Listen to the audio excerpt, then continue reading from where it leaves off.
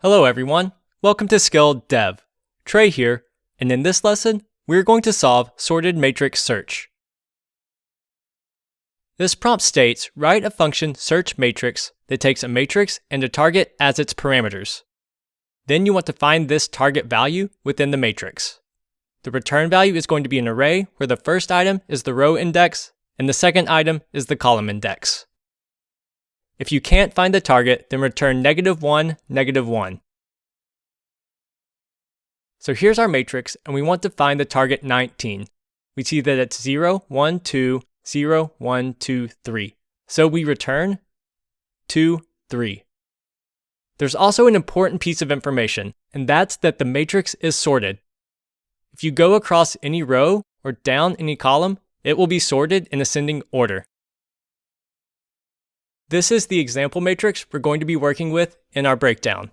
We see that it increases across the rows and increases down the columns. Conversely, that would mean it has to be decreasing up columns and decreasing left back across rows. If we want to find an item in a matrix, the brute force solution should quickly come to mind. You just iterate across each item and scan linearly until you find the target. This will happen in big O of R times C time, where R is the number of rows and C is the number of columns. But we can quickly see that this is definitely brute force, and we're not using all the information of our question. So how can we use this sorted order to improve on our time? Anytime we see sorted order, the first thing that should come to mind is binary search. So one thing we could do is binary search across each row. So we start at row 1, and then search for our target in a binary search manner across all of this row's columns. Then we continue, and we perform this binary search on every single row. We see by the end we have gone across our rows, and each time we perform log C operations. So it's going to be R times log C, big O time. But we're only using part of our information. We're only using the fact that it's sorted across rows, but we didn't take into account the fact that it's also sorted down columns. So how can we use this information to improve on our solution even more? First, let's just visualize the data and see what it means to be increasing across rows or down rows decreasing, and then increasing up columns or down columns decreasing. If we start at this point 9, we know that any point left is going to be smaller, and any point up is also going to be smaller. But we also know that any point left of these other nodes or up from these other nodes is going to be smaller as well. So we create this box of all smaller values. We know all these values must be smaller than 9. And then conversely, the same can be said for increasing values. If we go right or we go down, they must be increasing. And then they also must be increasing right and down from each of these nodes. So we create this box of all increasing values that are all larger than 9. And then just to really visualize and understand what's happening, we see that everything left here of 19 is smaller, up is smaller, and it creates this entire box of values that must be smaller than 19, because always going up and always going left is smaller, then they all must be smaller. The same can be said for larger values. Going right and down is still all larger. But what about these zones? What about the ones that are left and down or up and right? It can actually be either smaller or larger, because left is smaller, but down is larger. These two counteracting forces, this means we can't guarantee it will be smaller or larger than the node we're at.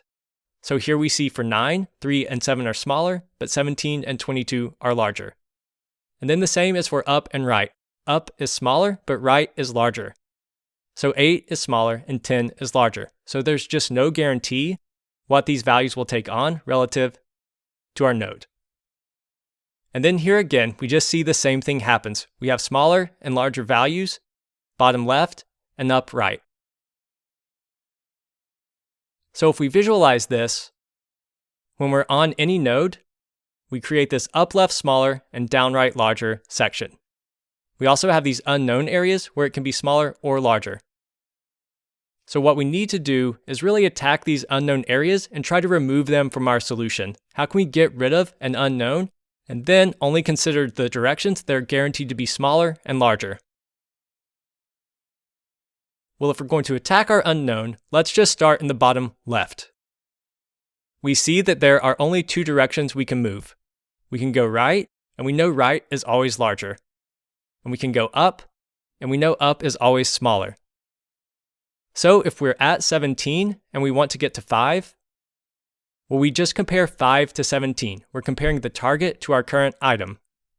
We also see that we have no more down and left uncertainty, and then the up and right uncertainty is guarded by these bounds that we know. So comparing 17 to 5, we know we must go up, and the only direction smaller values can exist is up. So we move up, and we see that we've eliminated this entire row. Since all these values were 17 or larger, and we know 5 is smaller, we can now get rid of an entire row from our solution space. Now we compare 3 and 5.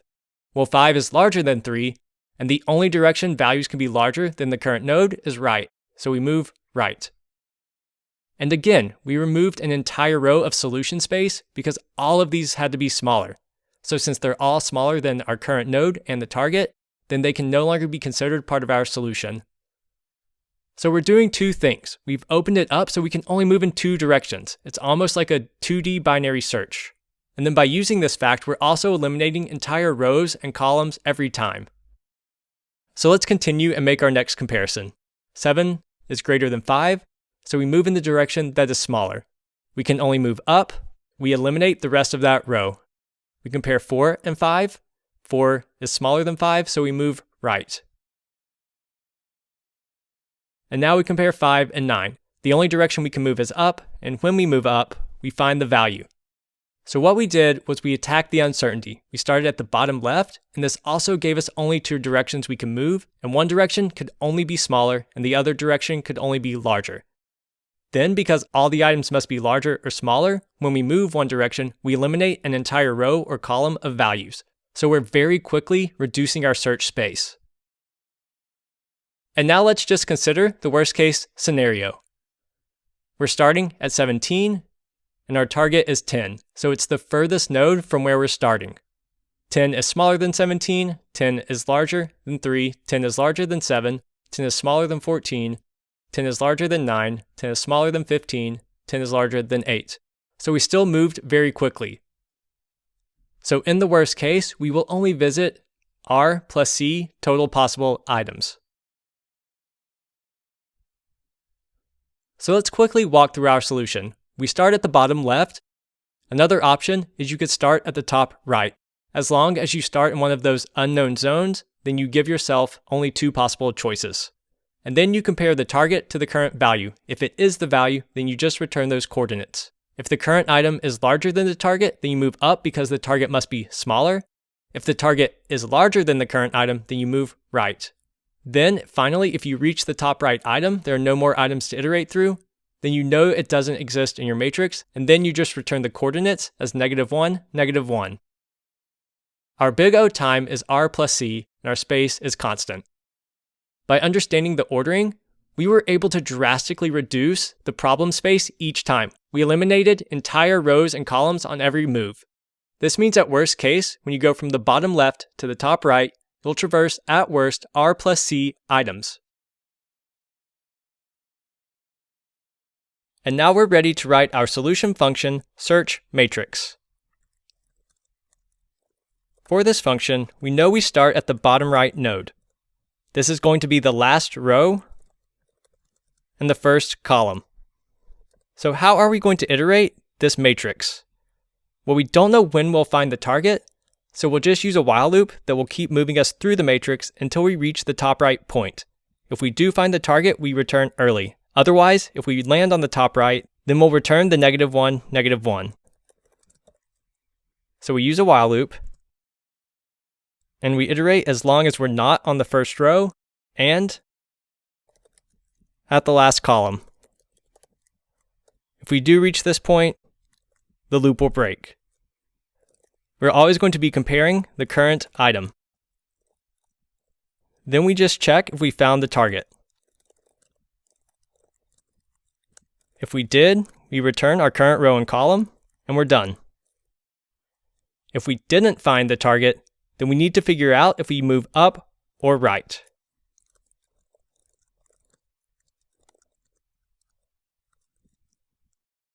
If the current item is greater than the target, or the target is smaller than the place we're at, we know it must be up. So we move up a row. If the current item is not larger, then it must be smaller. We'll just explicitly write this out. And when the current item is smaller, that means the target must be to the right. So we move right one column. And this is all we need to do. We continue to just move right and up until we find the target. And if we don't find the target, we reach that top right spot. Then our loop will break, and we simply return -1, -1. Let's run our code, and our tests pass. So in this question, we thought deeply about what it meant to be sorted and implemented what I call this kind of 2D binary search, where you're eliminating whole rows and columns at a time by moving in the direction towards your target. Thanks everyone, and I'll see you in the next lesson.